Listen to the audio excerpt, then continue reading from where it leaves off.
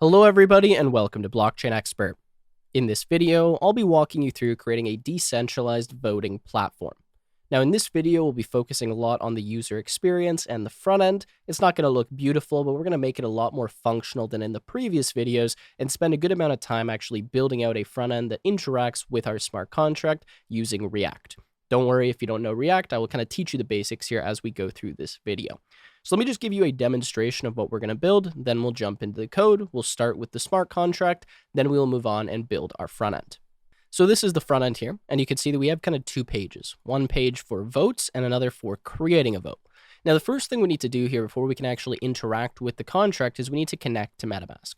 So I'm going to press the button here to connect. This is kind of standard on most websites where you're kind of using a Web3 app here. You have to connect to MetaMask. Okay, and now that we are connected, you see we have this button, Become Member. Now, before we can actually use any of the features of this decentralized voting platform, we have to become a member of the platform. And to do this is free. However, you could implement some kind of fee or charge or something for people to kind of join this group and be able to vote. So I'm going to click on this button here to become a member. Okay, let's run our transaction here. And now you can see that we have joined. So now that we have become a member, we can actually create a vote. Now, for our vote, we're able to provide a number of options and then a description for the vote. However, we don't want to be sending that data directly to the smart contract. Instead, we're going to host that on IPFS. So what I'm going to do is go to Pinita here, which is actually what I've used to kind of host some of my vote data. And I'll click on one of them just to show you. So we have, for example, description, what is the best programming language, and then the options of Java, PHP, Python, Solidity. So I'm going to copy this IPFS / and then this aspect right here. I'm going to close that, go back here, and paste that in as my URL. Now, the number of options that we had here, I believe, was 4. So I'm going to put 4 as my options, and then I can select an end date. So for the end date, let's go with tomorrow.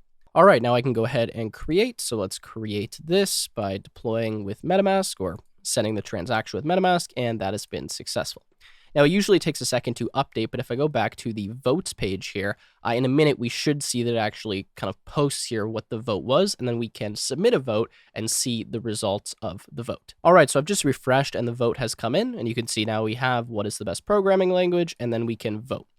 So let me choose to vote, say, for Python. Let's go here. When I submit a vote, that's a transaction, so let's submit that, and it says success.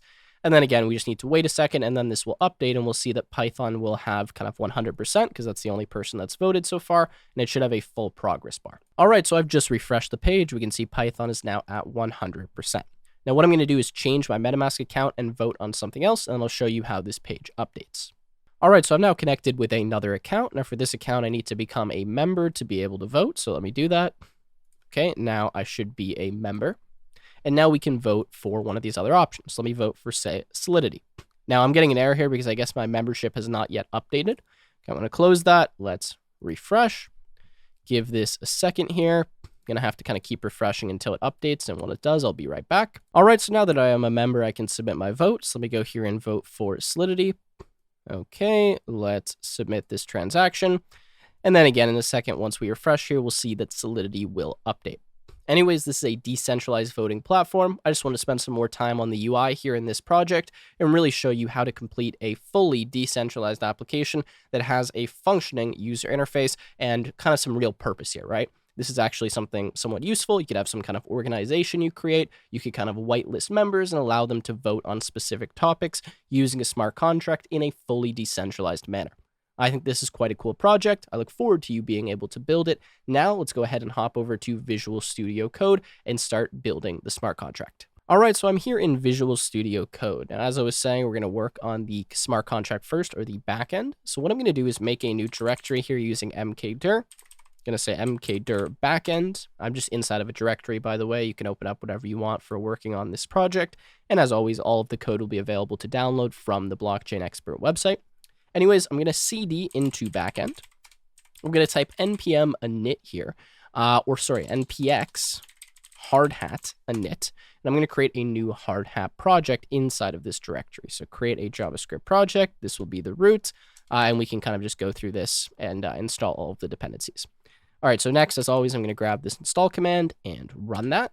And once that is done, I'll be right back, and we can start writing the contract. All right, so our dependencies are now installed. I'm inside of the backend directory, and I'm going to open up the contracts folder here and rename this to, say, voting. Let's give you the name of our contract.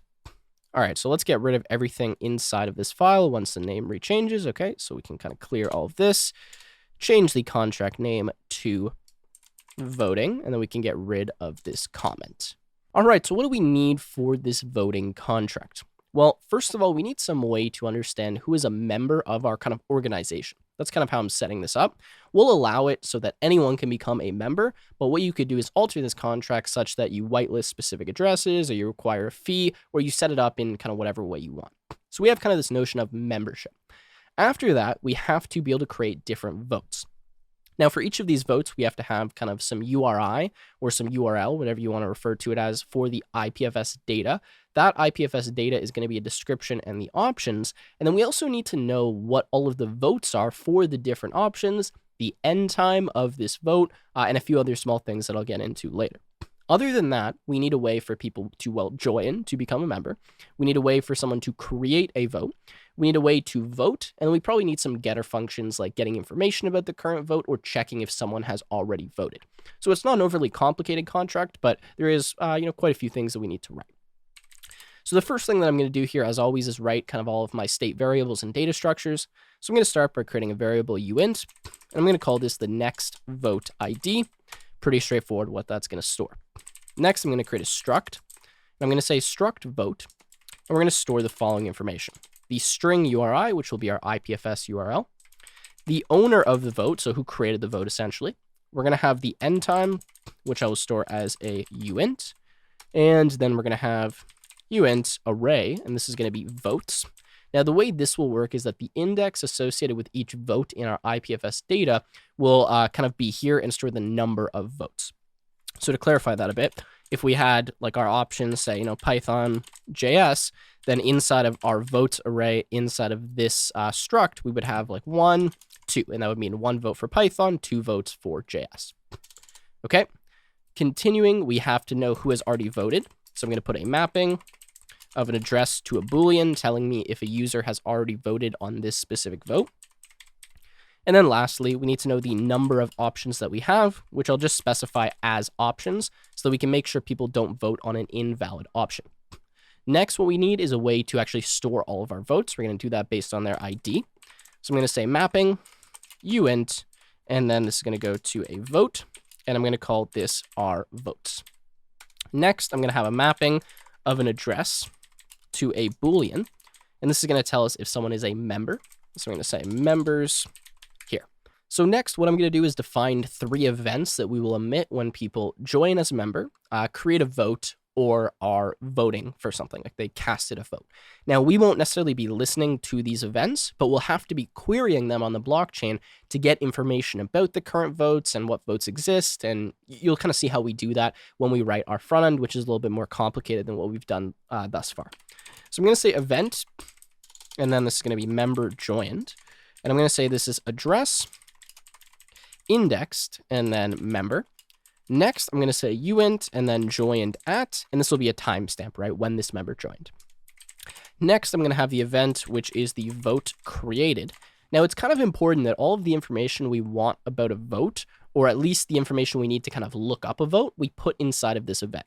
Because what we're going to be doing from our front end is kind of querying the event, right, all of the logs from this smart contract, and getting all of the vote created events. And then we're going to be taking the ones that are not expired or kind of some, filter, some criteria, and then getting more information about them and displaying that on our front end.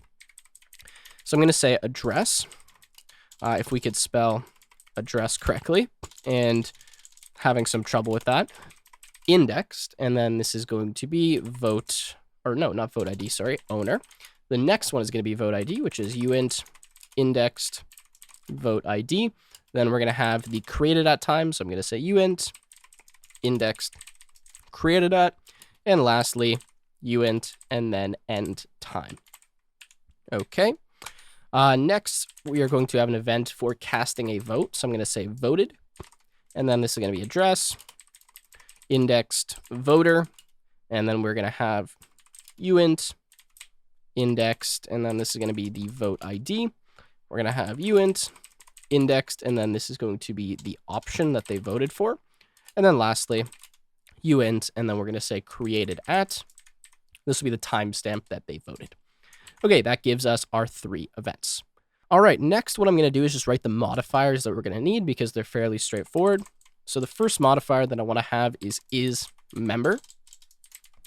Now for isMember, this is just going to tell us if someone is a member. We're going to have to use this for quite a few of our functions. So I'm going to say require members at message.sender. And that's just going to be a Boolean, so we can just put that directly like that. And then I'm going to say you are not a member. Then I'll put my underscore. Next, I'm going to have a modifier, and this is going to see if we are allowed to vote. So to see if we can vote, we need to know the vote ID and the option we're trying to vote for. So I'm going to say uint vote ID and the uint option. And then what we're going to do here is require a few different things. So what makes it so you are allowed to vote? Well, the vote has to exist. That means that essentially the ID of the vote needs to be less than whatever this next vote ID is, because if we haven't yet incremented the next vote ID to be equal to whatever we're passing in as the vote ID, then that means we haven't really created that vote yet. So that'll be the first thing that we check. The next thing we need to check is that you're voting for a valid option. So within the range of 0 and then whatever the number of options is. We also need to make sure that you haven't already voted and that the vote has not yet ended. All right, so let's check our first condition, which is going to be require vote ID is less than the next vote ID. Otherwise, I'm going to say vote does not exist. Okay, I am also going to require that the option that you pass is less than the votes at vote ID dot options. The reason this is strictly less than is that if we have 7 options, the available indices for votes are going to be 0 through 6, right? So that's why I'm checking that. Here I'm going to say invalid option. Okay. Next, I'm going to say require, and then this is going to be that not votes, and then at vote ID dot voted. And then we need to pass here the message dot sender. I'll explain this in a second. And I'm going to say you have already voted. So the reason this check works is that I'm looking inside of votes at vote ID. This gives me whatever vote struct that I'm kind of referencing with the vote ID. I'm looking in the voted mapping, and then I'm checking the message.sender and seeing if that's equal to true. If that's the case, then this is going to be false, right? This isn't going to work. So I'm actually checking if this is false. If that's false, this is good. Otherwise, that means you have already voted. So that's why I say that. And then lastly, we're going to say require that the block.timestamp is less than or equal to the votes vote ID dot end time, which will just store a timestamp. Okay, next I'm going to say the vote has ended. Now we can put our underscore and we have our can vote modifier. Okay, let's write our functions now. We need a function for joining, creating a vote, voting, and then a few getter functions. So the first function will be joining. So I'm going to say function join. This is going to be an external function. And then I'm going to say require that you're not already a member to join as a member. So I'm going to say members, and then at message.sender, that's what I'm going to require, that you're not already a member. I'm going to say you are already a member. Then I'm going to say members at message.sender is equal to true. And then I'm going to omit the event. So omit members joined, or member joined, and then this is going to be message.sender and block.timestamp. Okay. The next function that I'm going to write here is create vote. So for create vote, we're going to need a few things. We're going to need the URI of the IPFS data. We're going to need the end time, which is just the timestamp. And then we're going to need the number of options. Okay, now I'm going to make this an external. And I'm going to require that you are a member by using my isMember, modifier, Okay, now first thing I need to check here is that you have valid options. So we're going to kind of have like a limit of the number of options. So we're going to say you must have at least 2 options for a vote. That makes sense. But you can have at maximum 8. And then I'm going to make sure that whatever time you pass in for the end time is greater than whatever the current time is. So I'm going to say require that options is greater than or equal to 2, and that options is less than or equal to 8. And then I'm going to say number of options must be between 2 and 8. You can change this if you want, but that's what I'm going to set. And then I'm going to say require, and then the end time is greater than the block.timestamp. I'm going to say end time cannot be in past. Okay. Now, one thing to note here is that we're kind of relying on the accuracy of the user to specify the correct number of options. Now, if they specify the wrong number of options, then that just means their vote's not really going to work properly. And the reason for that is we can't validate the IPFS data that they pass here. So we ask them what the number of options are, but theoretically they could have a different number of options in their IPFS data. So if they do that, I mean, it's just they're messing up their own vote. It's not really our problem. But I just wanted to mention that it's possible the number of options they pass here is not equal to the options they have in their IPFS data. Okay, so now we need to create our vote. So I'm going to say uint vote ID is equal to the next vote ID. And then we need to set a bunch of values. So I'm going to say votes at vote ID dot URI is equal to URI. Votes again at the vote ID. We're going to use this a few times. So let me copy this and just paste this down here. Let's take these and move these forward. Okay, so votes at vote ID, and this is going to be dot owner is equal to message.sender. Next, we're going to have the end time. So we're going to say the end time is equal to the passed in end time. Next, we're going to have the options. This will be equal to the options. And then lastly, we're going to actually initialize the votes array because this is a dynamically sized array, but we actually want to create it with a fixed size so that we know we have elements in kind of positions for each of the options. So you'll see what I mean in a second, but we're going to say new uint array, and then this is going to be at the number of options. So we're actually initializing that array with a fixed size array. And that way now, whatever option you vote for will by default have a 0 in that index in this array. Hopefully that makes sense, but we need to do that to make sure we don't get an index out of bounds exception or kind of revert error, whatever you want to call it. And now that we've done that, we're going to emit our event. I'm going to say vote created. We're going to emit the message.sender. The vote ID created at is going to be the block.timestamp. Then the end time is good as it is.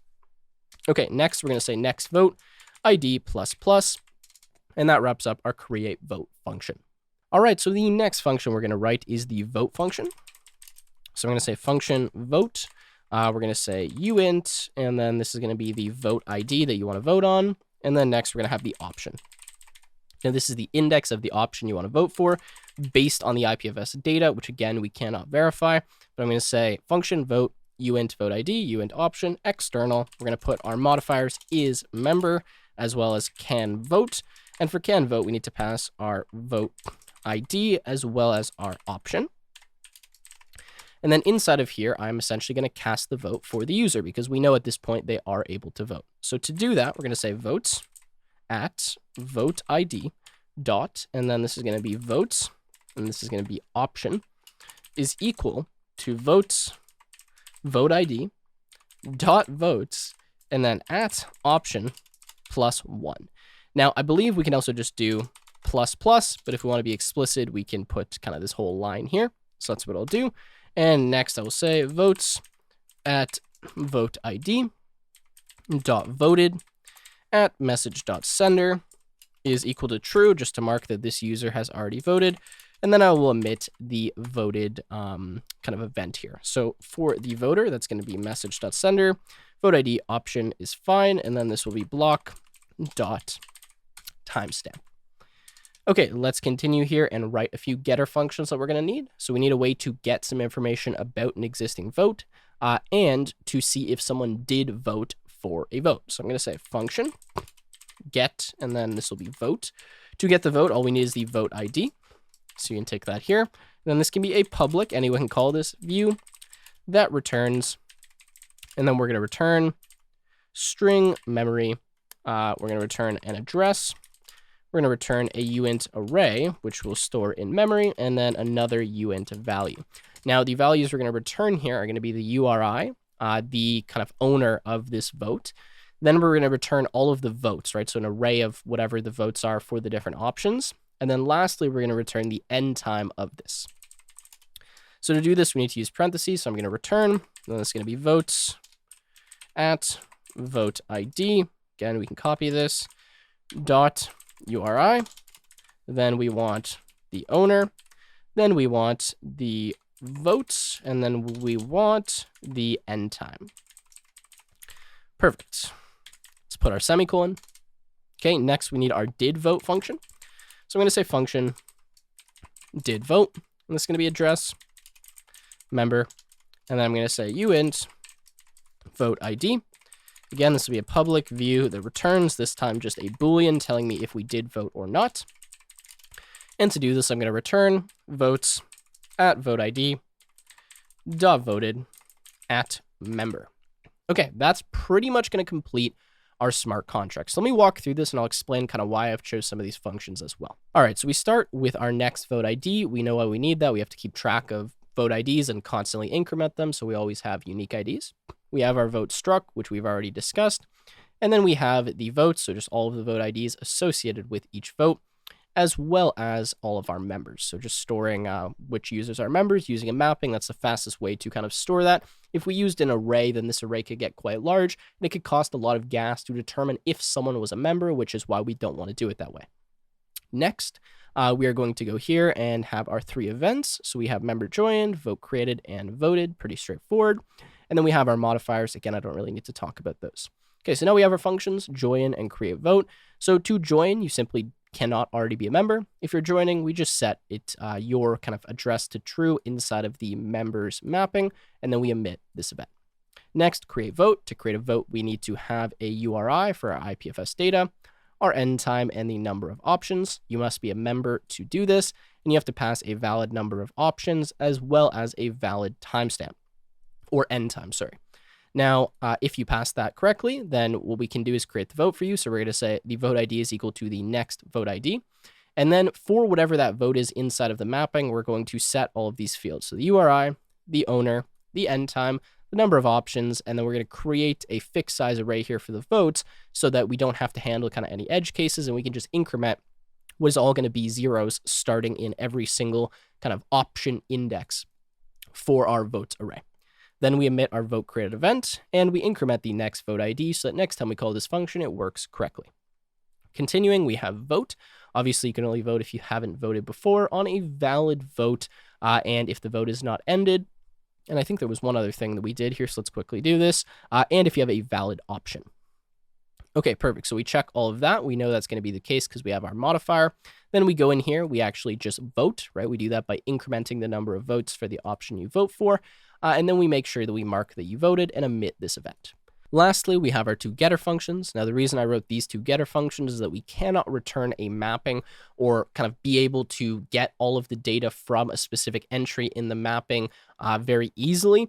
So what I've done is written 2 getter functions that will just kind of return the data that we're looking for from a specific vote. So in one case, we want to know like all of the votes, the URI, the owner, the end time. So that's why I'm returning that here. And then lastly, I'm returning if someone voted. Now, again, same reason being here that if we look at the struct, we have a mapping of address to Boolean. Let's say I were to return this entire struct, which actually isn't even possible. But if I did return, say, this mapping element here, we wouldn't be able to kind of access this specific element inside of the mapping once it was returned. I know this seems a bit weird, but if I were to return voted rather than returning if a specific user had voted, I wouldn't be able to do anything with this voted mapping. In fact, it won't even let me just return this mapping. So I need a way for someone to be able to kind of look into that mapping and check specific values, which is what I'm doing here with did vote. Hopefully that makes a bit of sense, but the mapping type is not something that we can really return from the Solidity smart contract. So whenever you have a mapping and you want to get information from that outside of the blockchain, you need to write some kind of getter function that kind of strips that mapping and gives you the information that you're looking for, which is what I've done here. Okay.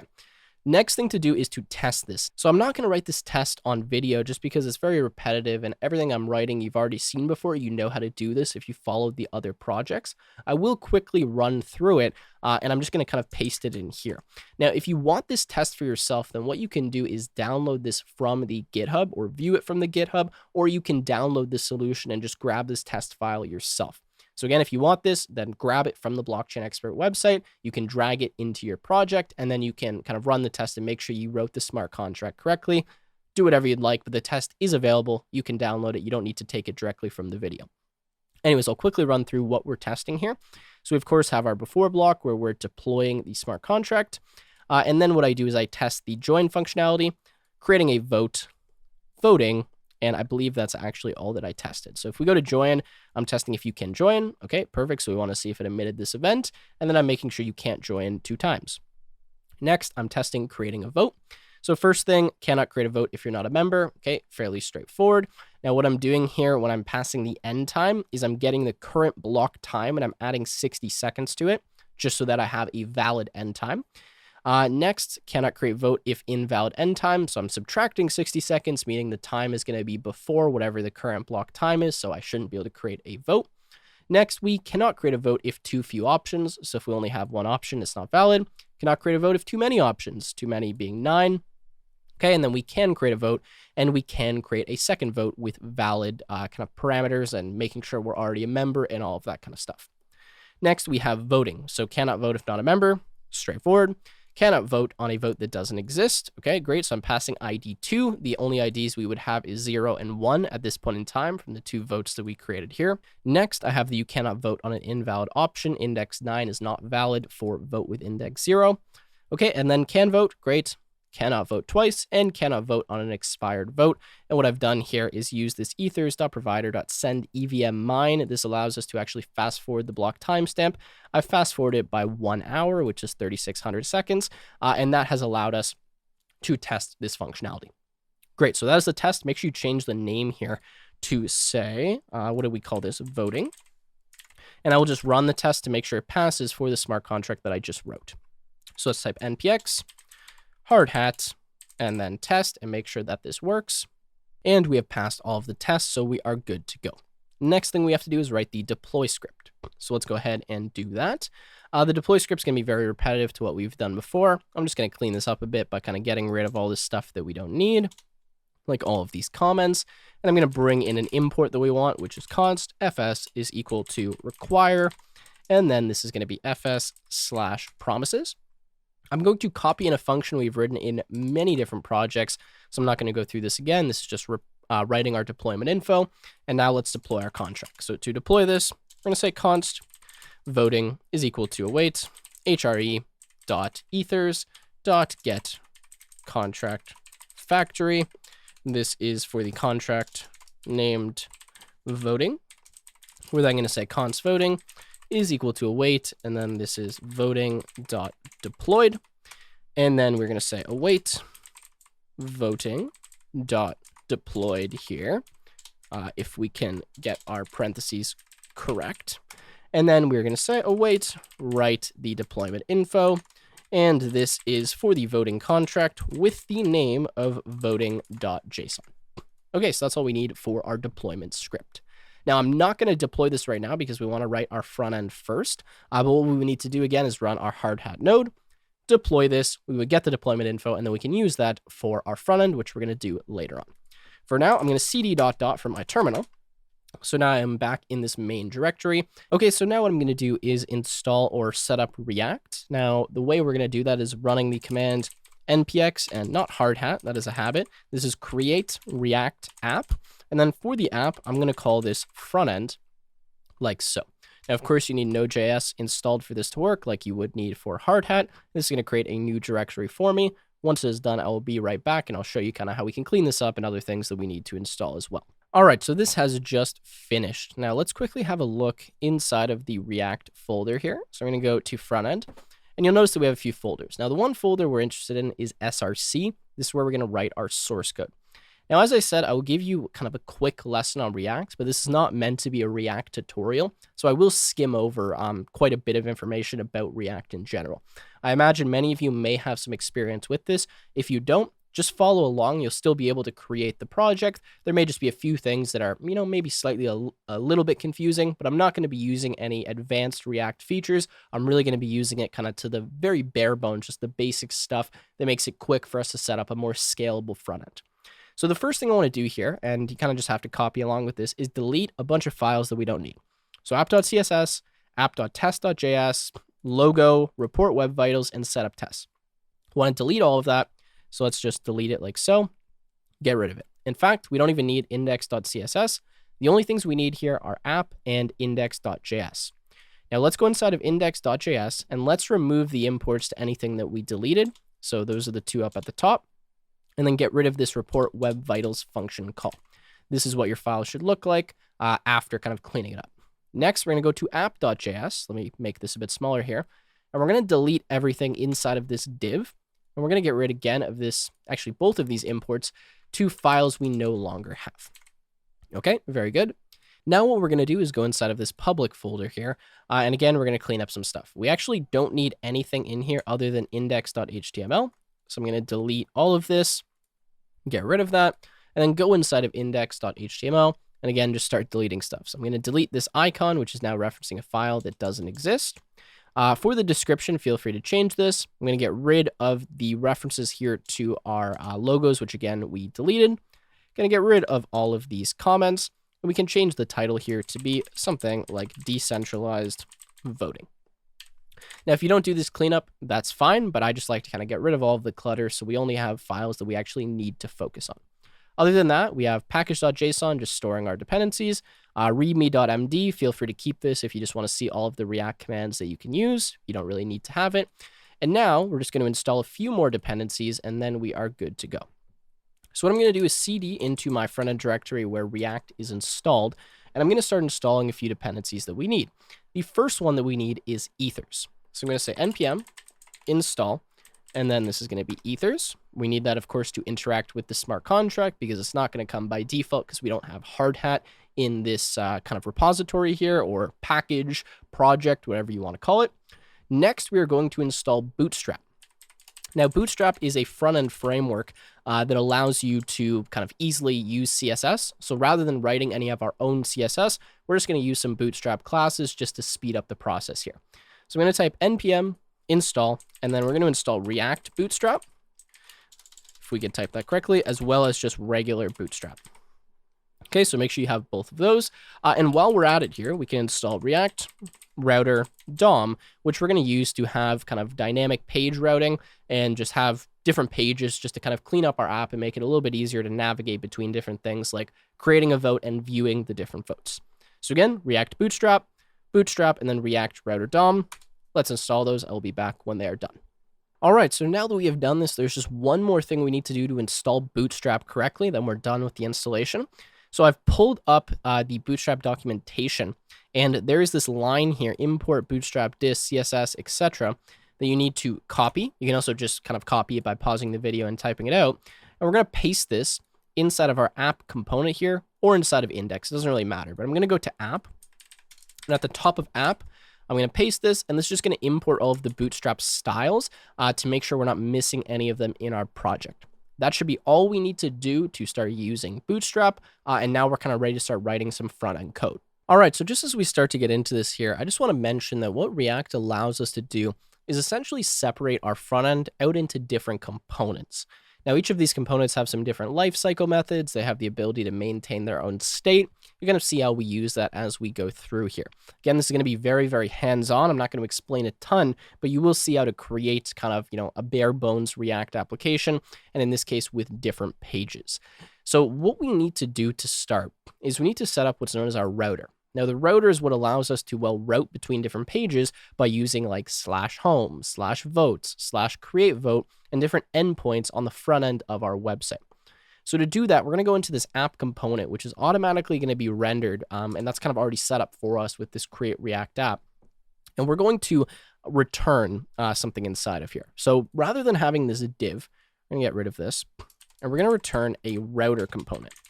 So we're going to say router, and then /router like so. So whenever you have a component, kind of the start of the component, the start of the tag, right, is like this, and then you end the tag just like a normal HTML tag. Now, this is a router component. However, I need to import this router component from our React Router DOM, which is something we installed that gives us access to this page routing. So I'm going to say import, and I'm going to say browser, and then this is router as router, which is the component name we're using. And then I'm going to import routes and I'm going to import root, and then this is from React router DOM. Okay, so we have our router, and anything that can be kind of routed to needs to be inside of this router. Now what we do is we define our routes. So I'm going to say routes like this, and this is where we're kind of going to write all of our different endpoints and how we kind of navigate around the website.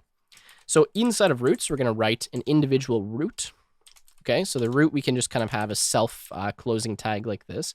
And for the route, we have a name. So I'm going to say path, and then this is going to be create, and then vote. So this is the first route that we're going to have.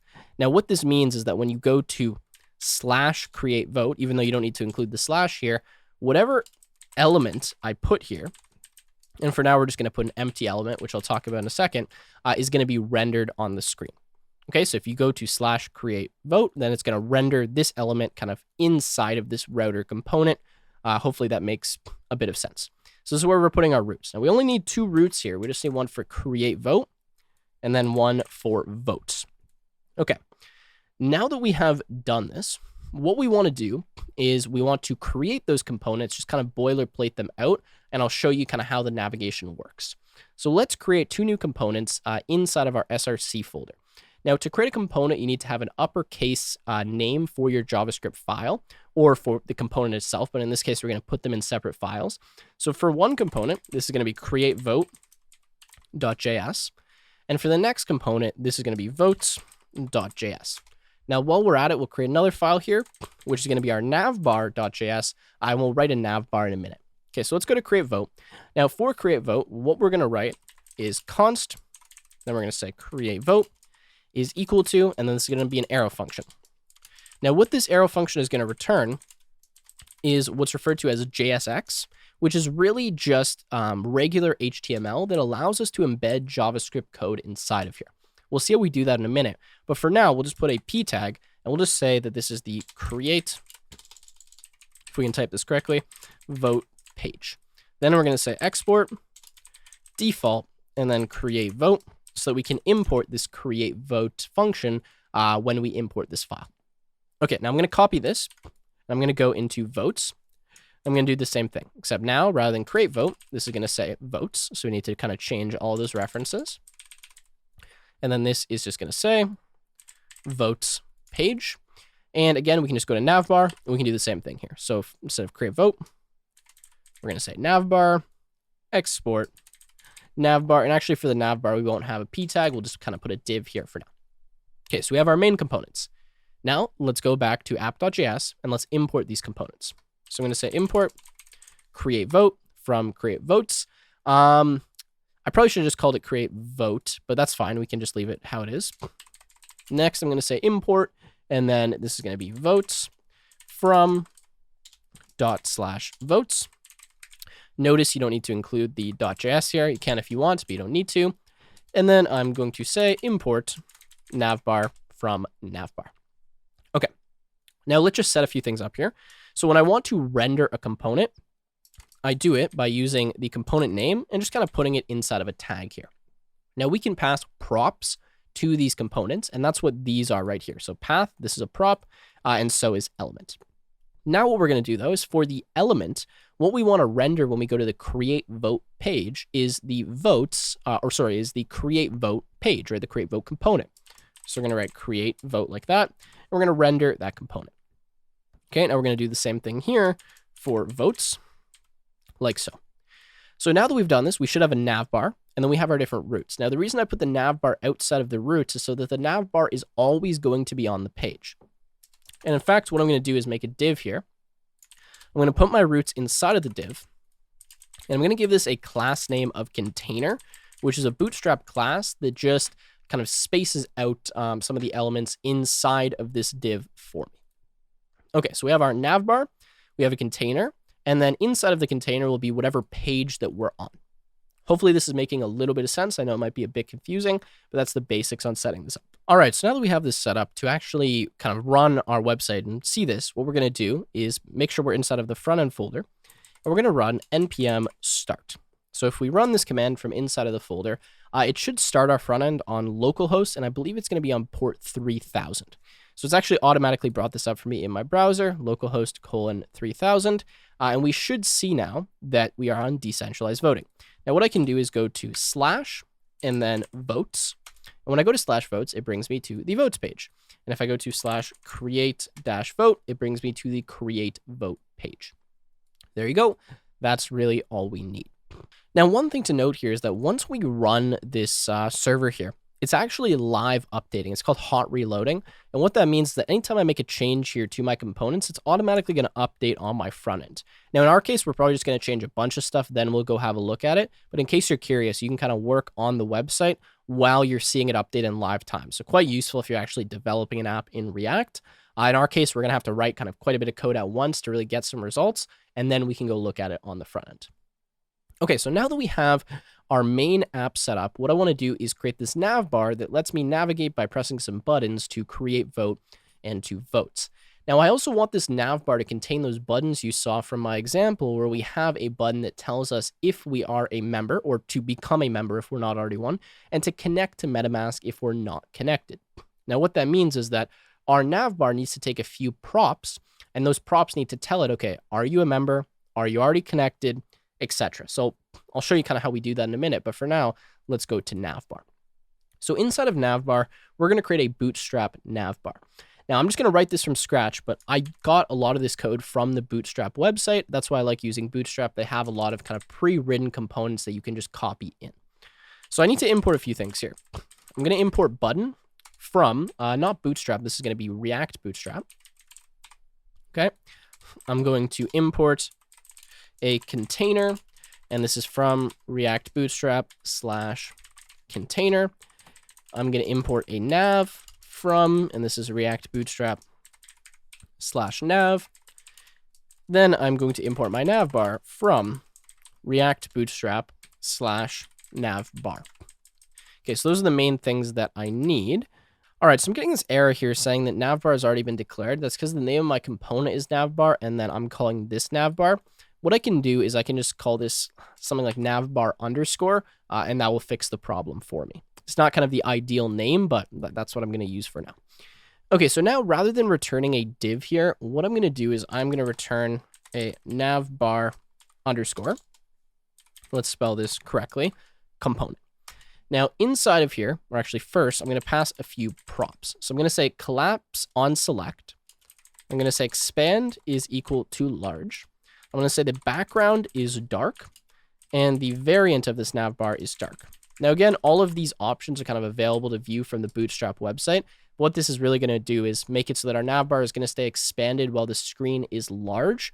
If the screen shrinks smaller, it's going to collapse, and that's going to allow us to kind of press a little button like you would see on mobile to kind of expand the navbar and see all of the different options. I'll show you what that looks like in a second. Now, for the navbar, we're going to have a container. We're going to specify this as fluid, which just means it's going to space out a little bit. And then we are going to do a few things with our navbar. So I'm going to say navbar.brand. And for our brand, I'm going to say href is equal to /, so just the empty root.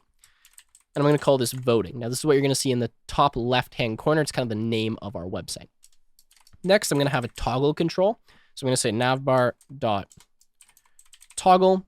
Okay, this is going to be a self-contained component. I'm going to say, actually, I don't need to specify that, so I won't write that. I'm just going to say navbar toggle. That's actually all we need. And then I'm going to have a navbar and then dot collapse. And this is not going to be a self-contained component. And that's all we need here. Now, anything inside of this navbar collapse is going to be collapsible, right? So when I press the button, it's going to collapse or uncollapse. So that's kind of why I'm putting it inside of here. Inside of here, I'm going to say nav, and I'm going to put the class name equal to, and then it's going to be me.auto. Now, this stands for margin end auto, okay? And that means it's going to kind of space us out correctly such that we're always on the left-hand side of the screen rather than the right-hand side. Now, inside of this first kind of nav container, I'm going to put my different nav links. So I'm going to say nav.link. Again, all of this, if you want to look at it in more depth, is on the Bootstrap website, but I'm going to try to explain it. For the href, we're going to have / and then this is going to be votes. and then I'm going to call this votes. Okay, so this is a link. This means when you press this button, it's going to bring you to the /votes page, and then we'll render, well, all of our votes eventually. Next, we're going to have create vote, and then we'll say here, create vote like so. And then we're going to show a button that tells us to become a member. So let's do the button now, and then we'll kind of dynamically render it later on when we want to be showing it.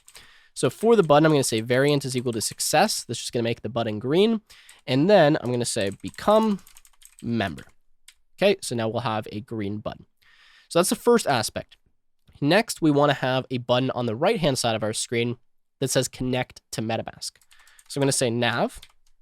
And just by putting this other nav container here, so we have kind of this nav one and now this nav one, it's automatically going to be pushed to the right-hand side of the screen because we added this class name of margin end auto. So that's going to push this nav bar to the left, and then this, I don't want to say nav bar, but part of the nav bar to the right side of the screen to kind of space it out.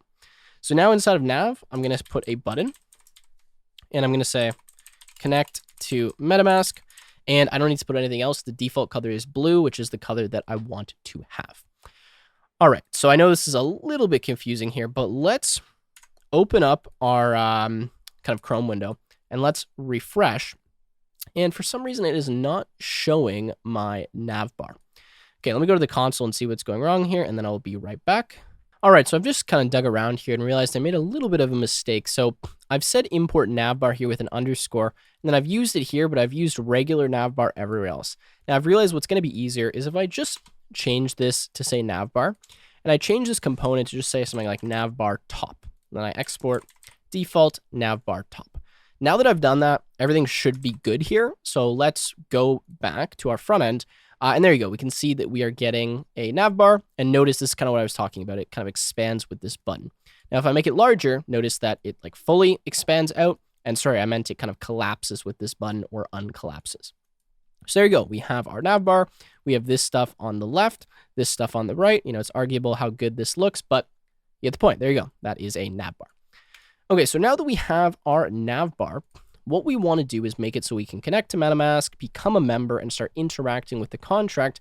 Then we can do what I won't lie is a little bit more complicated, which is kind of creating the vote and rendering all of the different votes out. All right, so what we're going to do now is create a new file inside of SRC, and I'm going to call this contract.js. Now, inside of here, we're going to say import ethers from ethers.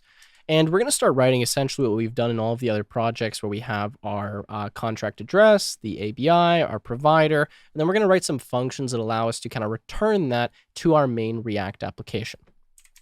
So we're going to say export const address is equal to, and actually we don't need to export this, so let me get rid of that. Next, we're going to have our ABI. So const ABI is equal to this. We're going to fill these in a second. Then we're going to have const provider is equal to new ethers dot providers dot, and then this is going to be web3 provider, and then window dot Ethereum is what we want. Okay, so I believe that is correct. Now we're going to write a function. I'm going to say export const connect. We do want to export this so we can access it from our other components. This is going to be an async function, and we're going to say await provider dot send, and then we're going to have eth underscore request underscore accounts, and sorry, this needs to be with a capital A, and then we're just going to pass an empty array. Okay, next we're going to say return get contract, and get contract is going to be a function that we write down here. I'm just going to say export const get contract. This again is going to be an async function. So async like so. And sorry, we need to put this after the async. And inside of here, we're going to say our const signer is equal to provider dot get signer. And then we're going to say const contract is equal to new ethers dot contract. We're going to pass our address, our ABI, and our signer. And then we're going to return an object, and this object is going to have our signer as well as our contract so that we can access both of these from our front end. Now I want to grab the address and the ABI, but before we can do that, we need to actually deploy our contract. So I'm going to stop my React server here. I'm going to cd ... cd into my backend, and I'm going to run my hard hat node and then deploy my contract and then get that information. So I'm going to say npx hard hat node to start that.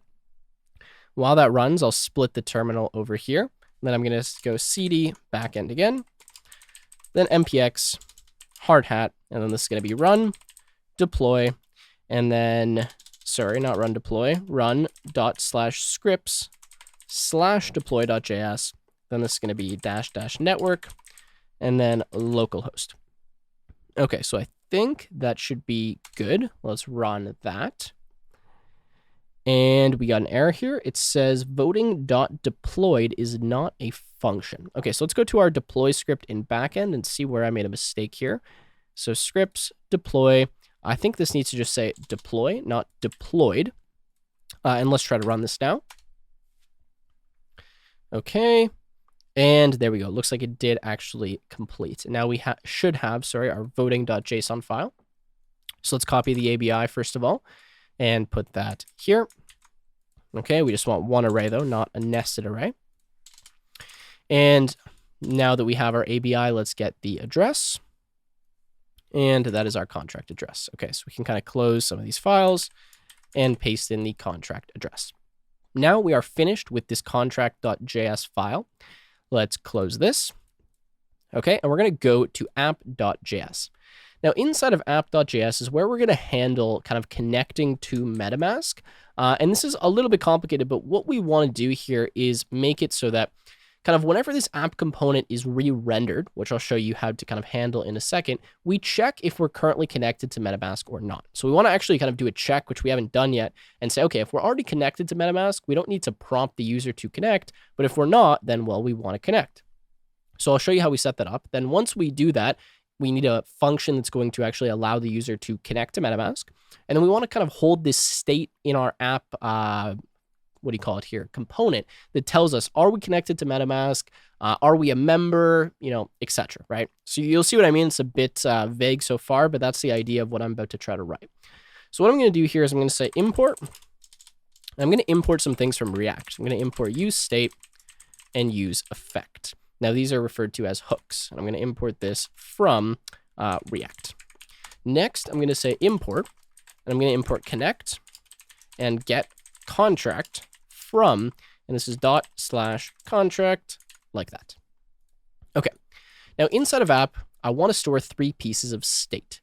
Now when I use this use state hook, essentially what this means is that anytime I update my state using a special function, which you're going to see, it'll automatically re-render my component, which is what I want, because when I re-render a component, that means I kind of redraw it onto the screen. So if I've changed the name of a button, or I'm, displaying something or not displaying something, that gets automatically updated for me when the state changes. So that's why I'm using this state here. So I'm going to say const, and we're going to say connected, and then set connected is equal to use state. And that's going to start out as false. So connected is the state, and then set connected is the function we use to update the state, which forces a re-render. Next, I'm going to have const, and this is member. And then we're going to have set is member, and this is equal to use state false. And then I'm also going to have one more piece of state, and this is going to say contract and then set contract. And this is going to store the instance of my contract that I can be using to actually interact with my smart contract, as that makes sense. Okay, now what I'm going to do is I'm going to write the use effect hook. Now what use effect takes is a function, so I have to put a JavaScript function here, and what's known as a dependency array. Now I'm not going to put anything in this dependency array, and what that means is that this use effect function or hook, whatever you want to refer to it as, the function side of here essentially, is going to run every single time that I kind of first render this app component. So when I first load my React website, or I refresh the website, for example, use effect is going to run. And what it's going to run is essentially checking if I'm connected to MetaMask or not. If I'm connected, it's going to kind of set the connected state and do any initialization, that I need to. Otherwise, it's going to say, well, you're not connected, and it's going to show that we need to connect on the nav bar, which I'll show you in a second. So the way I check this is I say window Ethereum dot request, and this is really our provider, right? Like, our MetaMask provider in a sense. So I'm saying window.ethereum.request, and then I'm going to say method, and this is going to be eth_accounts, which we've used before. And I'm going to go here and say .then, and I'm going to say async accounts, okay? And I'm going to now look at my accounts. And actually, I don't know why I put async here. I don't need to have async. I'm going to say if accounts.length is greater than 0. Now, what this method returns to me is all of the accounts that I'm currently connected with. I could be connected with multiple accounts, could be connected with one, etc. So I'm saying if I'm connected with at least one account, which is what this if statement is checking, then I'm going to call a function called handle init, which we'll call in a second. Otherwise, so else, I'm going to say set connected, and I'm going to set it to false. Now, that's just in case we were already connected, so I'm just kind of explicitly setting it here. And that's all I need inside of this use effect. Now we're going to write this handle init function. So I'm going to say const handle init. Okay, this is a function, and this is what we want to do if we are connected to MetaMask. So the first thing we want to do is want to say set connected, and then we're going to pass true. Remember, that's the function we use to update our state. So I'm setting this to true.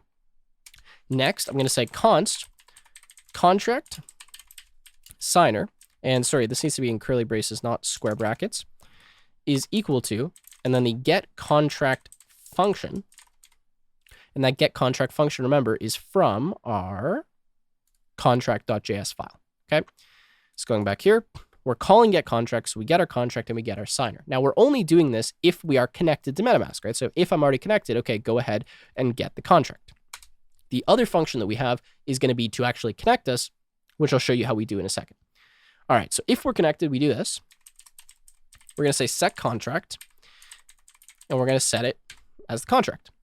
Now, the reason I'm doing this is that I want to store the contract here so that, again, I can kind of pass it around and use it as I need to. Okay, now what I'm going to do is I'm going to say if I had a contract. Now, there's some kind of weird cases where you may not get a contract object. The initialization may fail. So I just need to do this to make sure we don't run into any of those edge cases. I'm saying, okay, if we actually do have a contract, if this is not null, if we got a contract object, then what I'm going to do is say signer dot get address dot then I'm going to say address like this, and I'm going to check if I am a member.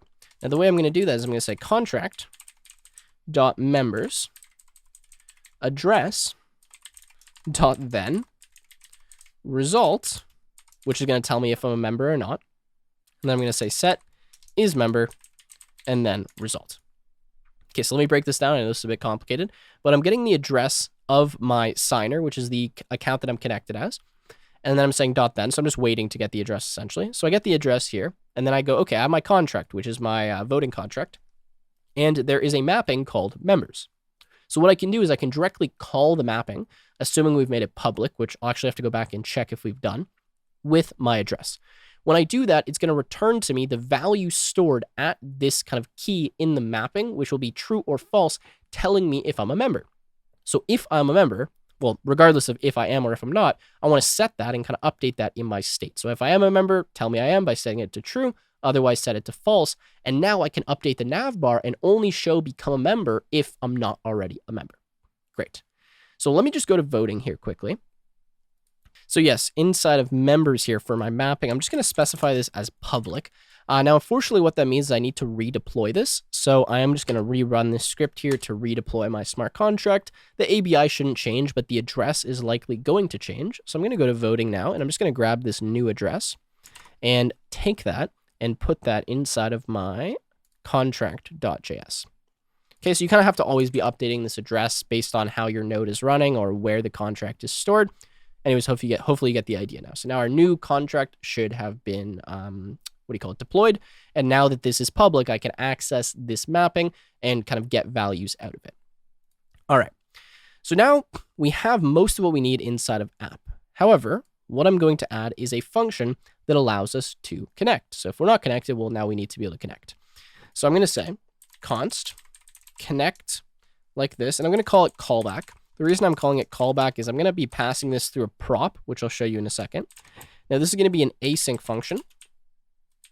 And I'm going to say const, And then this is going to be contract is equal to await, and then connect.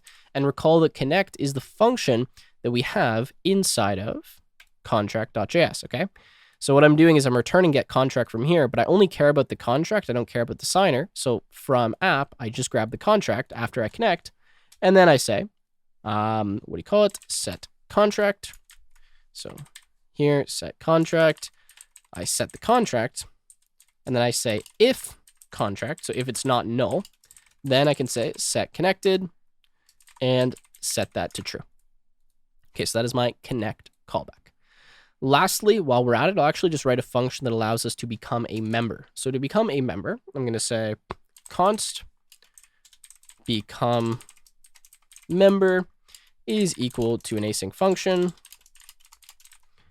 Okay, and I'm going to say if not contract, then I'm just going to set alert here, and I'm going to say please connect to MetaMask. So for some reason, some weird error happens, and we don't have access to a contract here, then we're not going to be able to use it. So I'm going to say please connect, and then return. Otherwise, though, I'm going to say await contract dot join. Remember, that's the function on our contract. I'm going to say dot then, and for dot then, I'm just going to have a function here. I'm going to say alert joined, and then I'm going to say set is member equal to true. Okay, and then we can do a catch just in case something goes wrong. We'll say error, and I will say alert error dot message. Okay, so now we have pretty much all the functions we need to kind of connect and become a member. Now we need to actually call them and use them. So what I'm going to do is go here to my nav bar, and I'm going to pass 4 pieces of state. Now, the first function I'm going to pass is connect. So I'm going to say connect is equal to the connect callback. Okay. Next, I'm going to pass connected is equal to my connected state, telling me if I'm connected or not. Then I'm going to say become member is equal to the become member function. And then is member is equal to the is member state. Now, again, all of this data is going to become available in the nav bar, which I'm going to show you how to access. And this is going to allow us to kind of pass all this data through and then use that to only show the appropriate buttons and to make the buttons actually do something when we click on them. So now we're going to go to the nav bar. And inside of our kind of function here, our parameters here, we're going to write our curly braces. And that's because our props come in as an object. So what you'll typically see here is props. And then this is equal to a JavaScript object that has the different keys equal to the values you passed. But in my case, I just want to directly strip out the props that I want, which are going to be my connect function, my connected state, my become member function, and then my is member state. Okay, so I've got all of those now. Now that I have those, I want to be using them inside of here. So for example, for become member, if we click this, so on click, I want to call the function that is become member. Okay, very straightforward.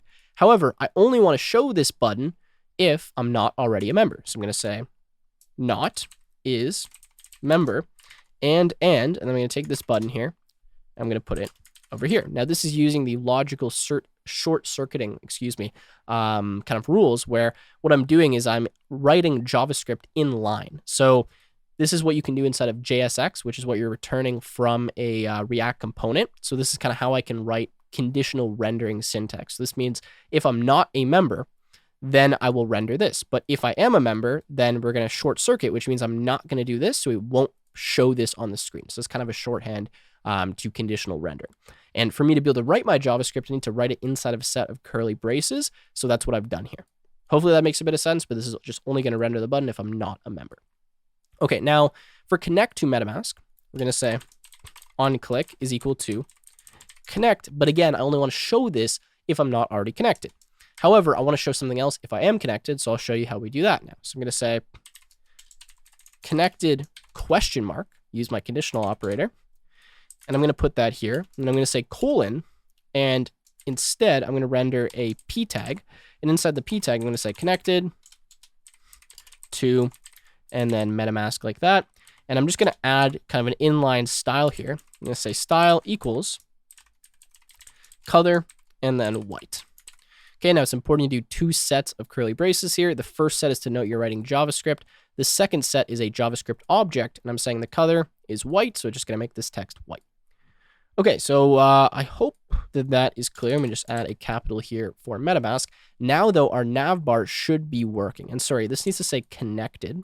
So if not connected, question mark, then I'm going to do this. Otherwise, I'm going to show this. So I'll be showing one of the two here. All right, let's rerun our code. Now to do that, I'm just going to cd ... cd into my front end, and then npm start. And then it should open this up for me automatically. Okay, so I've gotten a small error here inside of my src contract.js. Let's have a quick look here. It's saying for some reason ethers is not found. Now I thought I installed ethers, but maybe I did not. So let's just run the installation again. I'm going to type npm install -- save and then ethers. Again, inside of my front end directory. Let's just make this a little bit larger. And ideally that should install that for us. It looks like it was already installed. Okay, let's run this one more time, npm start, and see if this is going to work now. All right, so I got the same error here. Now, it actually looks like the error is that I have provider rather than providers. So there we go. I just need to change that. And now I think we should be good to go. Okay, so there we go. So now it's rendering properly. And notice here that I'm already connected to MetaMask. Okay, great. Now, if I go to MetaMask, the way that I can kind of manually disconnect here is I can click on this button and click on disconnect this account. Now, it's not going to live update here, but what I can do now is refresh, and notice now the button connect to MetaMask is here. Now, if I press this, it kind of opens up MetaMask, and it's going to ask me what account I want to connect with. Let me connect with this account here. Okay, that's fine. So I'm going to connect, and there you go. Now it changes to connected to MetaMask. Now, I'm not yet a member, so what I can do is click become member, right? And then I can run my MetaMask transaction. So let's go ahead and do that. And we got an issue here. It says received invalid block. Okay, so usually when you get that kind of issue, it just means you need to reset your account. Again, just kind of a bug that happens when you keep starting and stopping the server. So I'm going to go here, settings, advanced, reset. Okay, let's refresh. Let's go become member. Please connect to MetaMask. Okay, let me refresh. All right. Okay, getting an issue here. Let's go to MetaMask. And it does say that we're connected. Okay, this is a little bit weird. Refresh. Please connect to MetaMask. Okay, let's rerun. Okay, so let me just go to MetaMask here. Let me disconnect. Okay, refresh. Let me reconnect. All right, next, connect. Okay, now become a member. And let's see if this is going to work. And confirm, and there we go, we have now joined. Okay, so I just need to reset the account and then kind of rerun the website here. All seems good now. All right, so sorry guys, I was just kind of messing around with this and realized that I had a quick bug that we needed to fix. So I'm just going to go into my app component, which I'm already in here, and notice that get contract here is a promise. So what I'm going to do is I'm going to say get contract dot then, and rather than having kind of contract and signer like this, I'm just going to say dot then, and then I'm going to grab my contract and my signer, and I am going to have a function, and inside of this function is where I'm going to run all of this. Okay, so get contract.then, we're going to wait for the result, which will actually make sure we have access to the contract.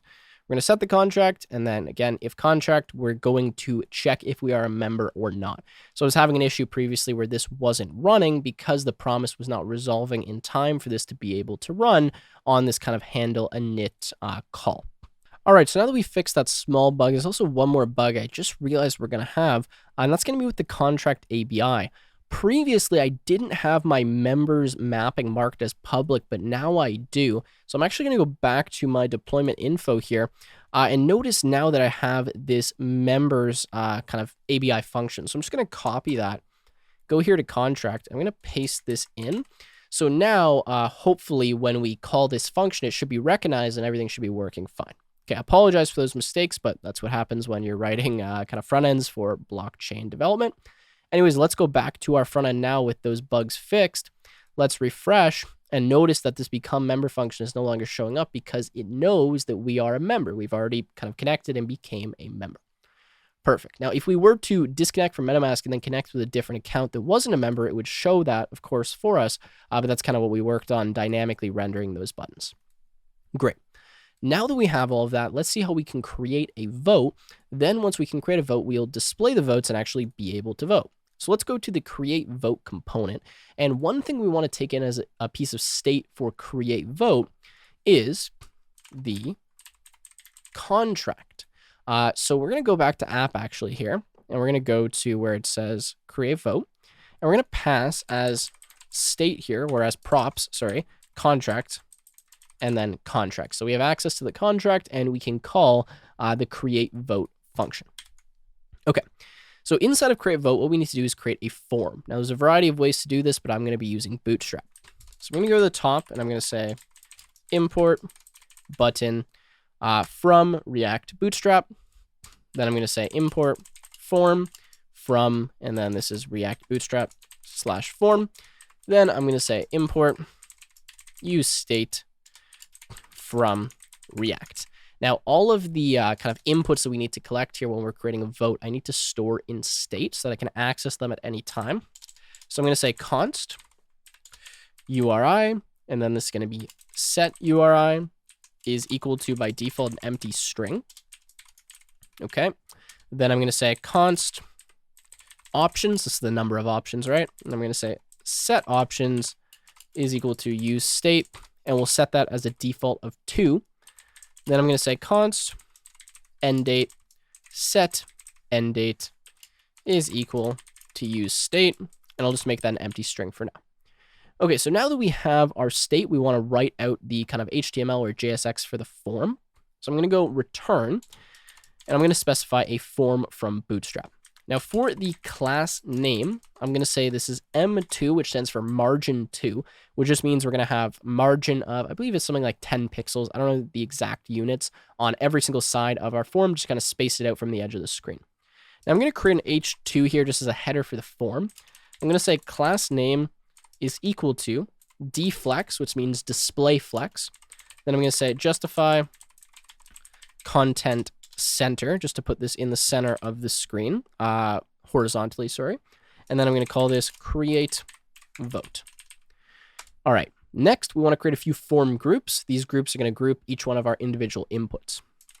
So I'm going to say form.group.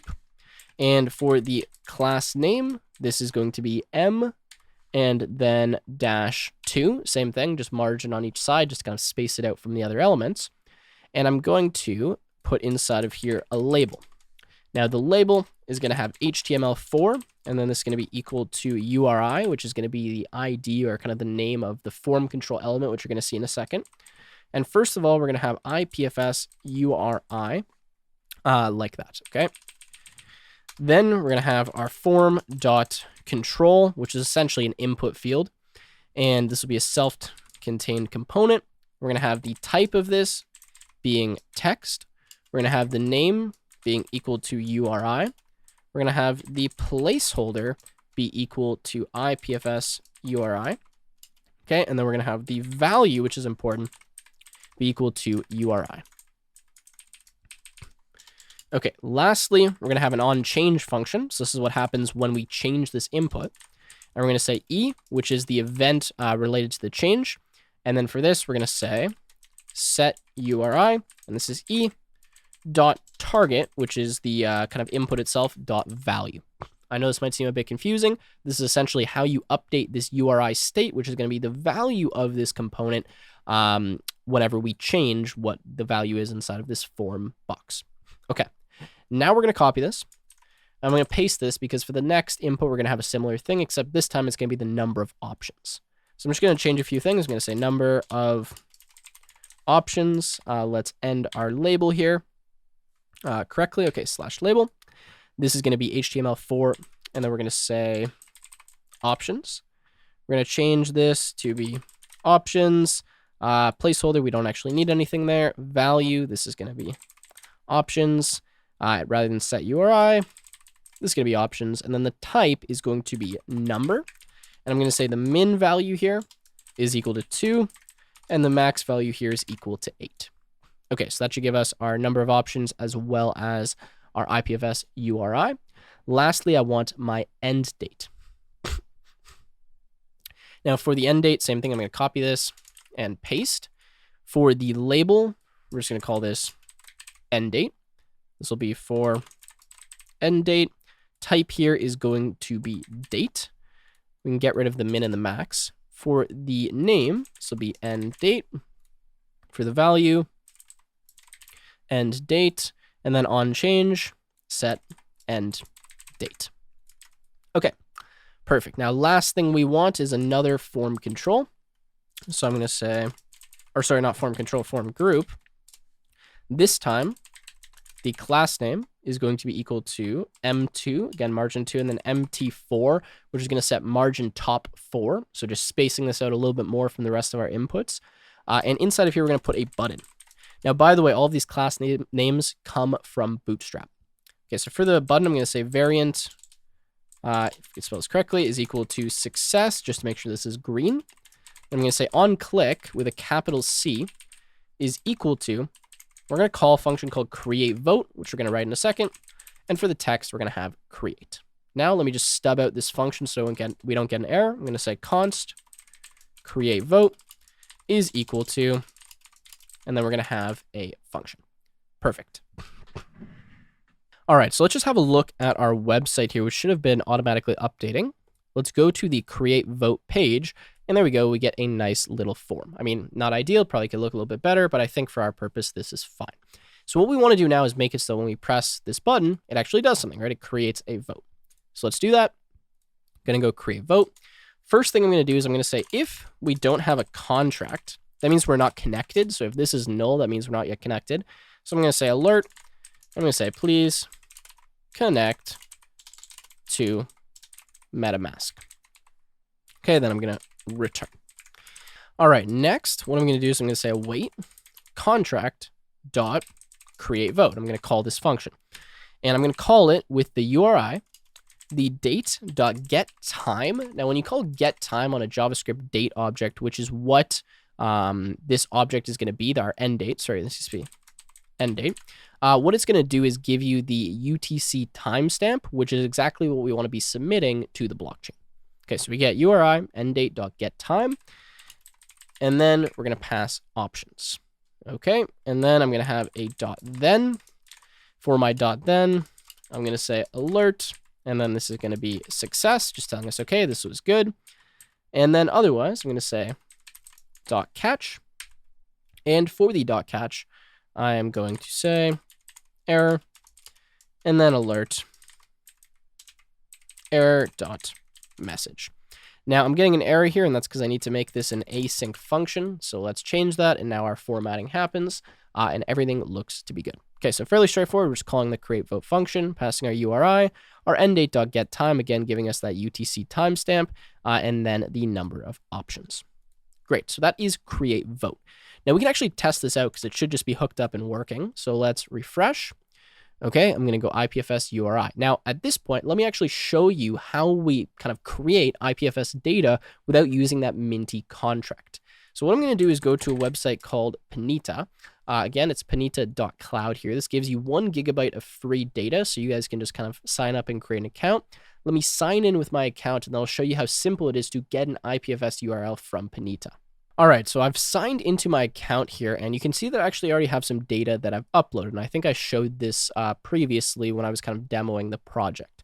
Now, what you can do here is just press this upload button from the Pin Manager tab and upload a file, and what you're going to want to upload is a JSON file.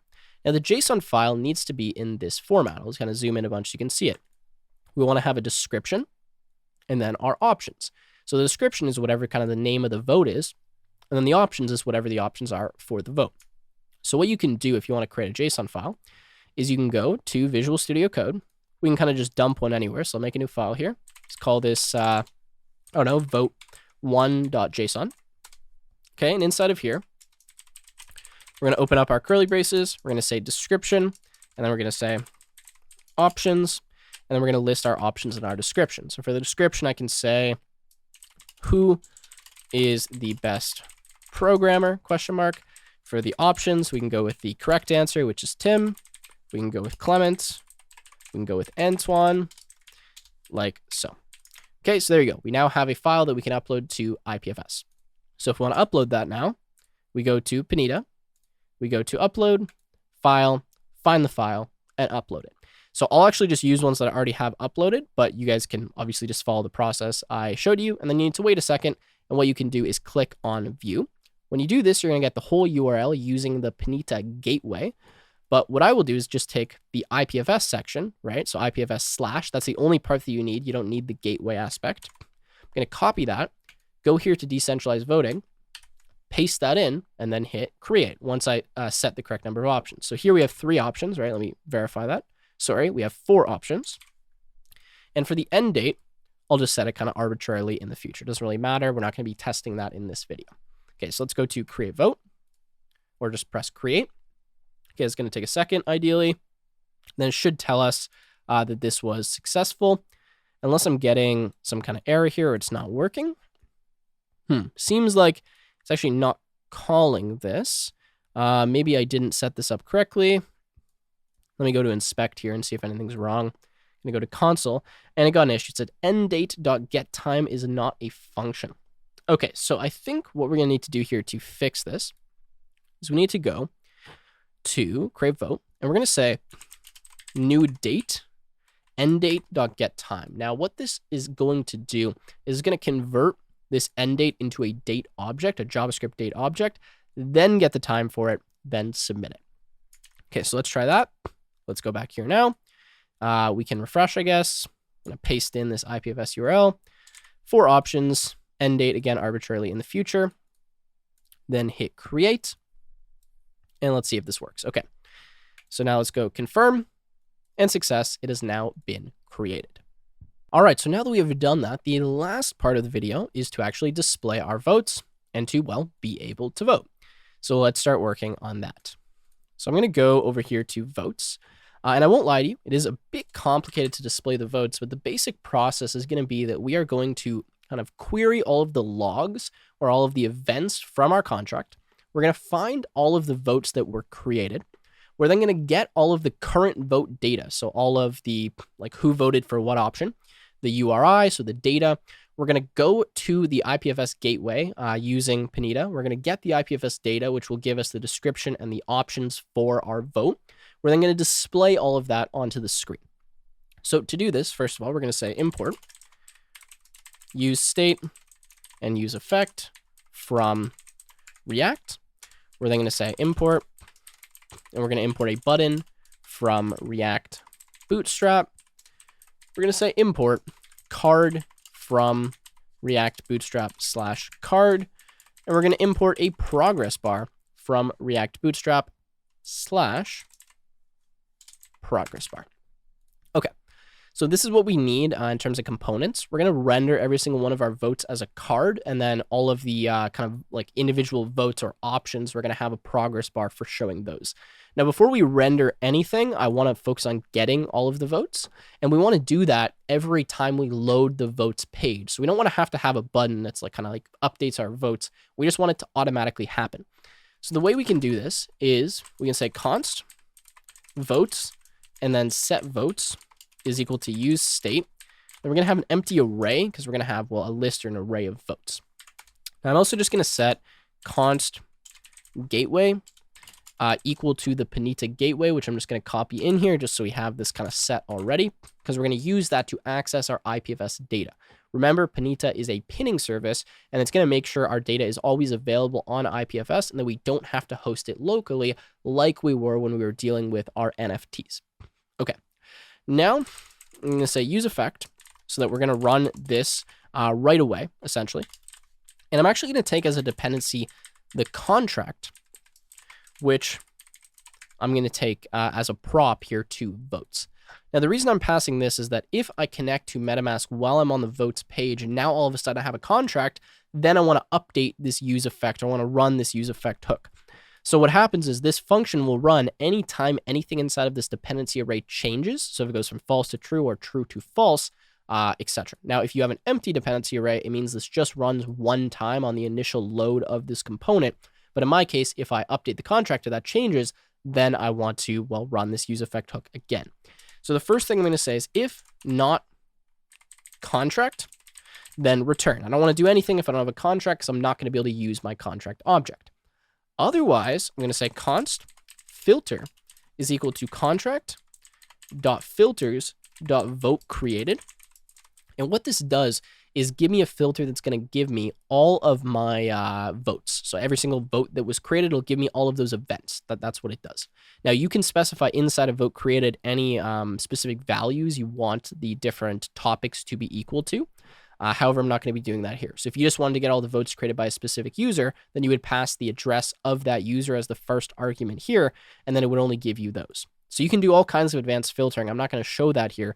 You can go back to interacting with smart contracts, and you can see kind of how we've done that.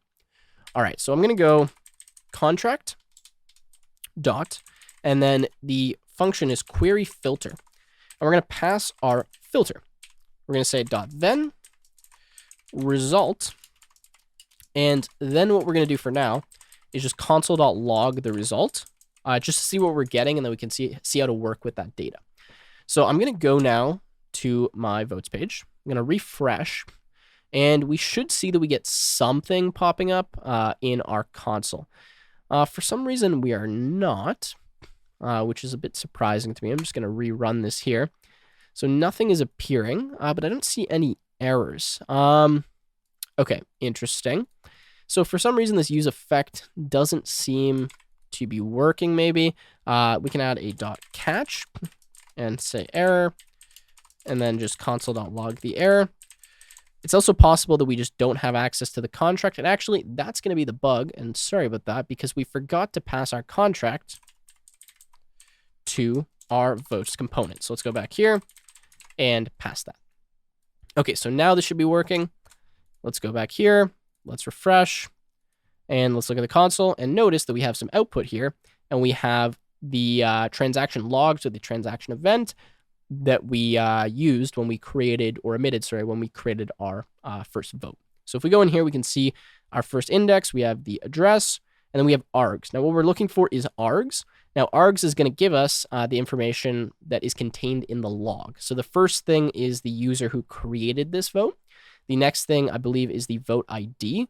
Then I think we have the created at time and the end time, or something along those lines. So I think it's end time and then created at. I'll talk about that in a second. Anyways, there you go. You can kind of get the information here that is popping up. And in fact, actually, it says 0, 1, 2, 3, 4, which are the args. And then down here, it actually gives you the named arguments. So we have created at, end time, owner, vote ID, which is actually interesting. I didn't realize we had access to that all kind of in args. So we'll just use the named arguments, created at, end time, owner, vote ID. Perfect. So let's go back here and use those. So what we're going to do is go to votes. And now I'm going to write a function. I'm going to say const set votes data is equal to async votes like this. And now we're going to start writing some code. Now, here, what we need to do is we need to take every single one of the logs that we have, every single one of the events that we have, which are all the votes that were created, and we need to get the IPFS data and then kind of store that in a readable format for us. We also need to get all of the vote data and a bunch of other stuff. So there's more operations rather than just reading the transaction logs or the transaction smart contract events, whatever you want to refer to them as. So what I'm going to do here is I'm going to set up two lists or two arrays. I'm going to say const promises equal to an empty array. And then const new votes, same thing, equal to an empty array. So I'm going to say for, and this is going to be const vote of votes. Okay, and I'm going to say const, and then this is going to be, and what do we call this? Creator vote ID, created at, and end time is equal to the vote.args. So we're going to parse that out. Now, let me just make sure that's correct. We have, sorry, not creator, we have owner. That's what we called it. So let's change this to be owner, like that. Okay, so we're going to get that information from the individual vote arguments.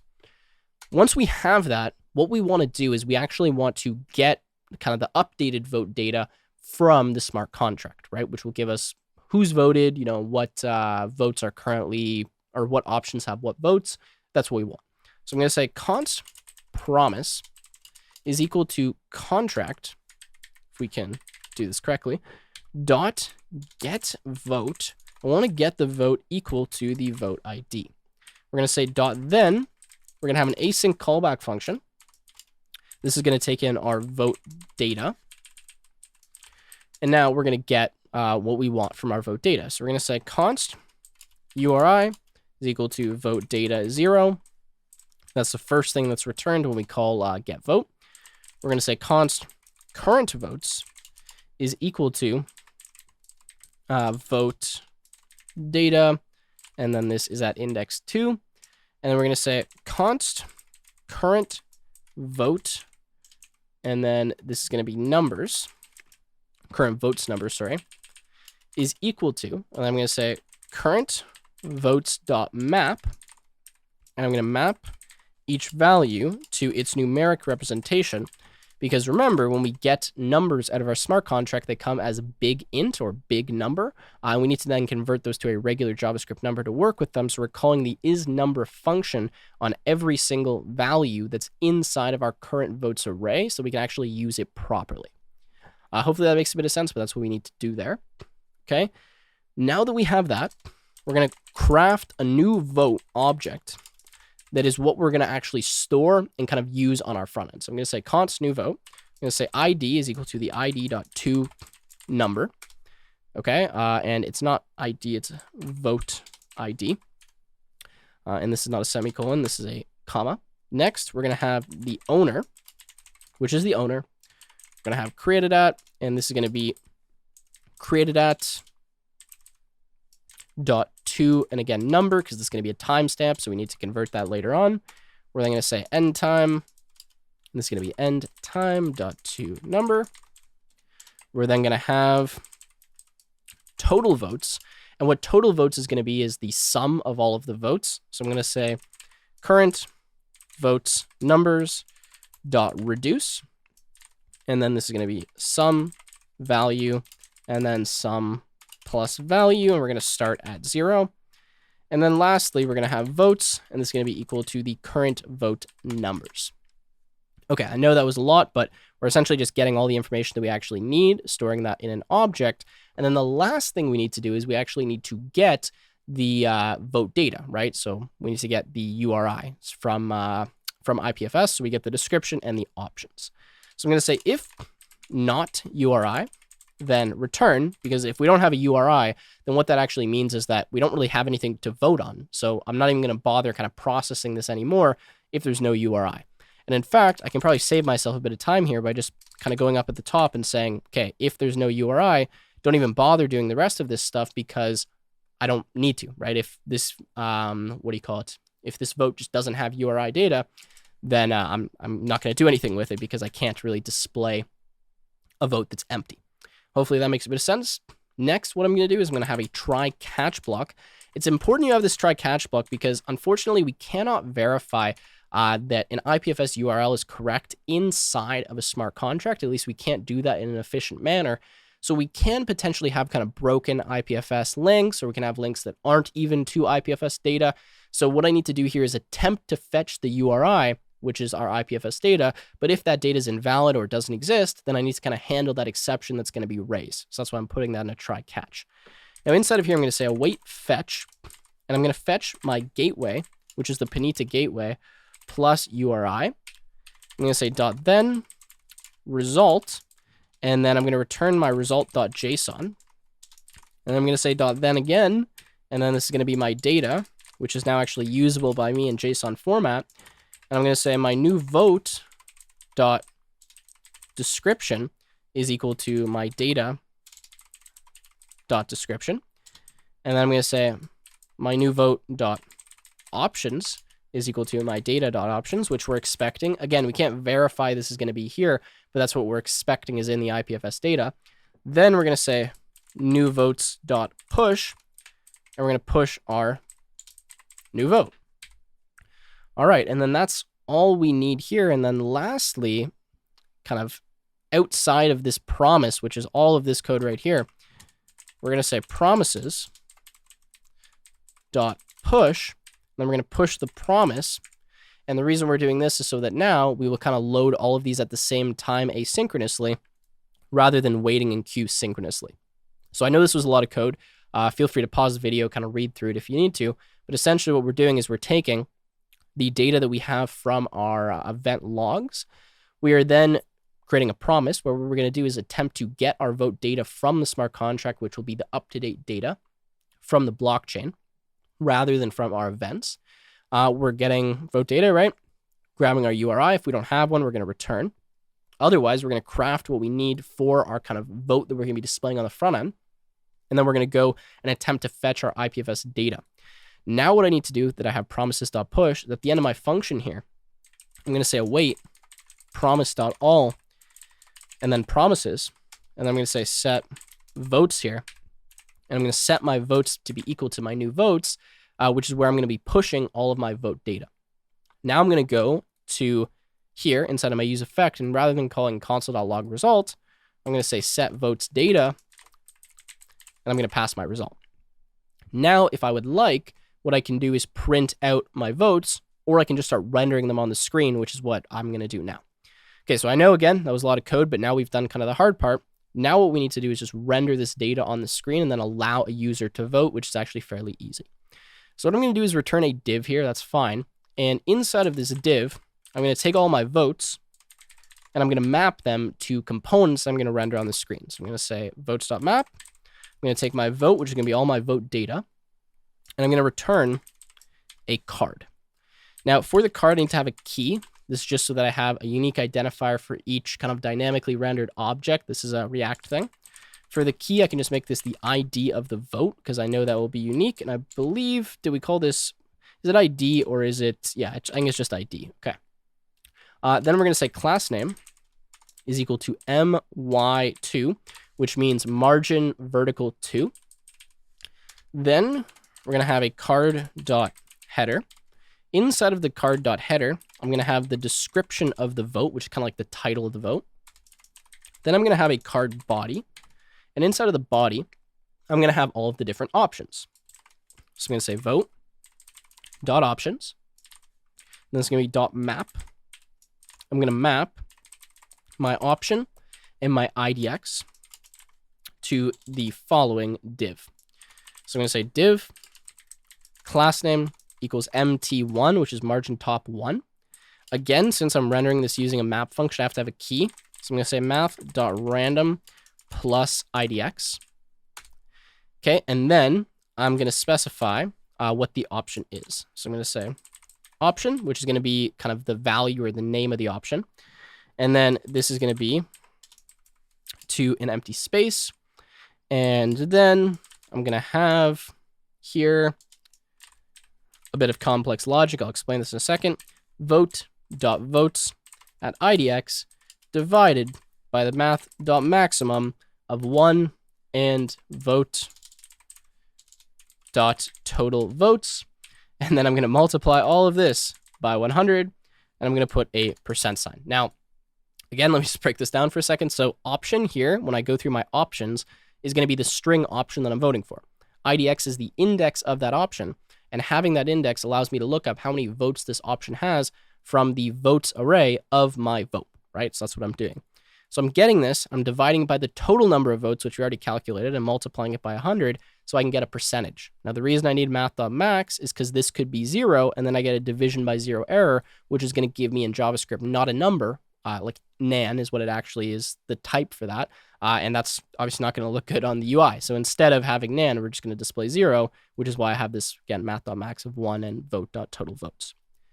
Okay, now we have that kind of top, this is what I'm going to call like the label for our, what do you call it, option. Now we want to display a progress bar. So I'm going to say progress bar, and for our progress bar, we can actually just make this a self-contained component.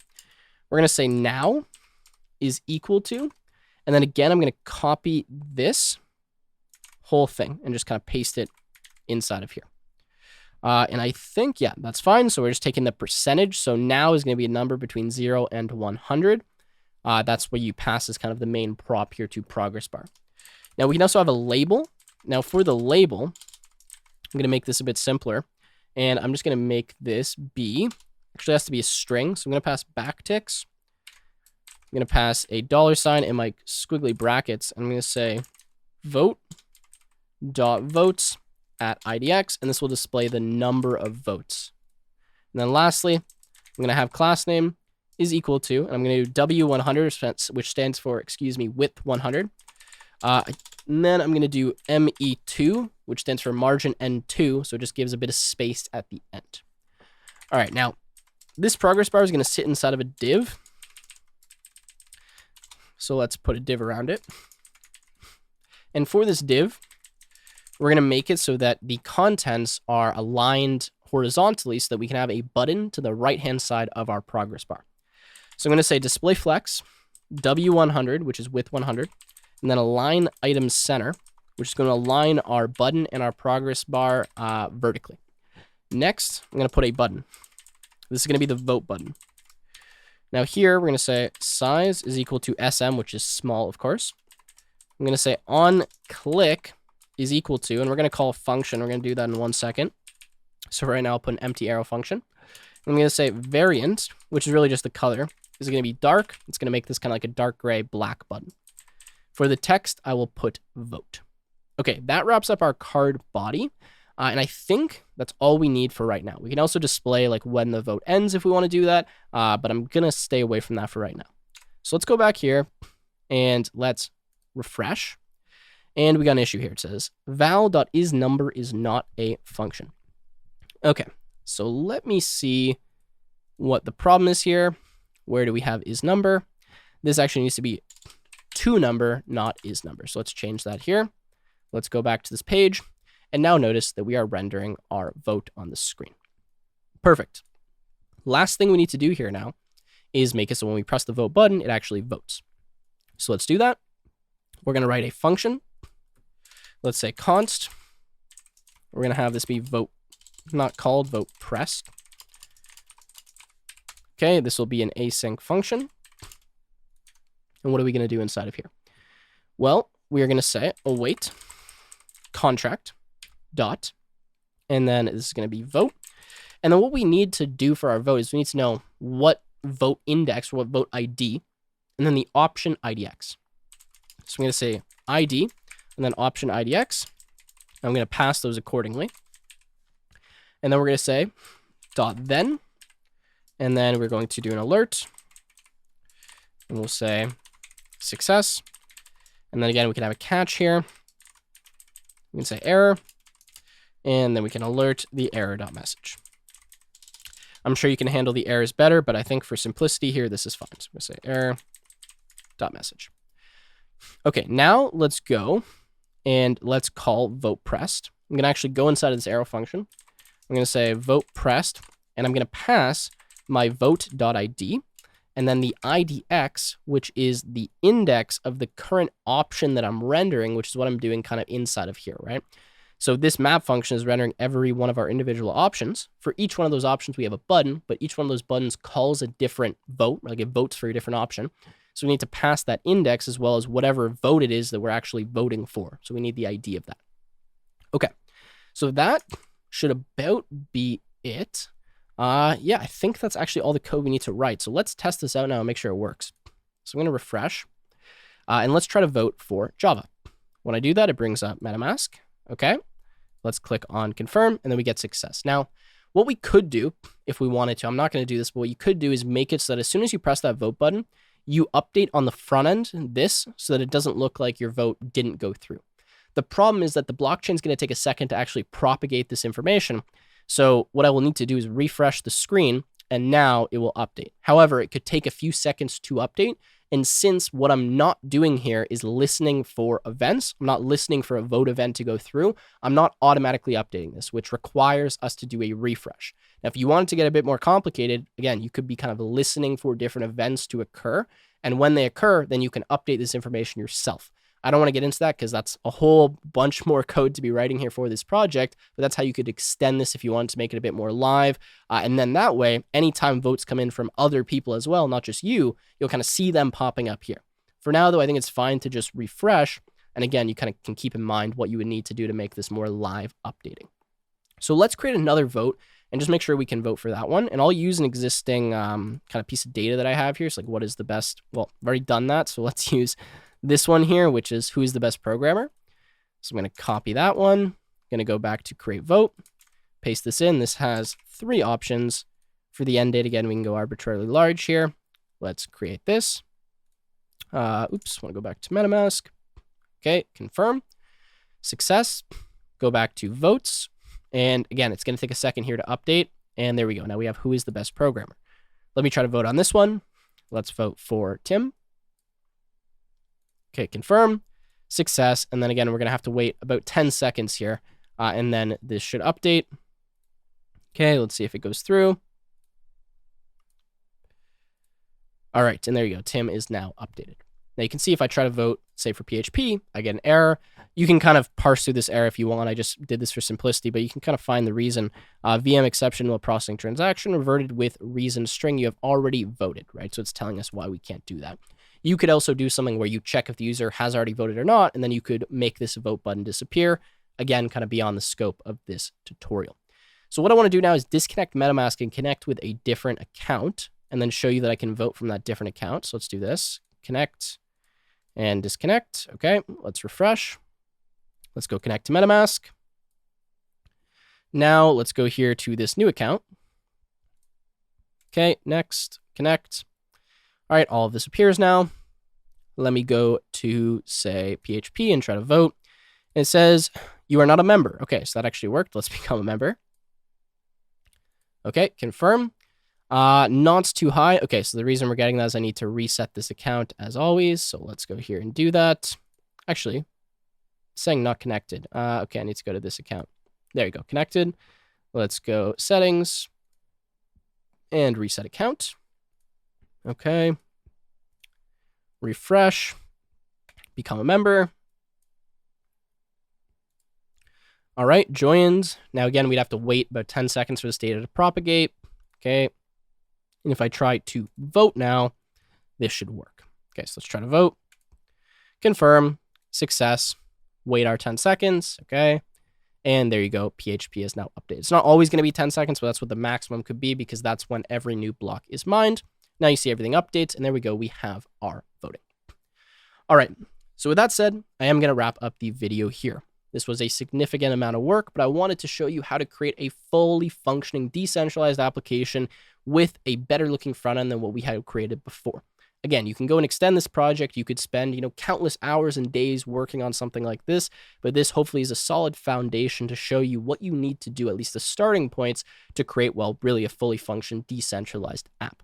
With that said, I'm going to wrap it up here. I hope that you found this useful and got some value from this video, and I look forward to seeing you in another Blockchain Expert video.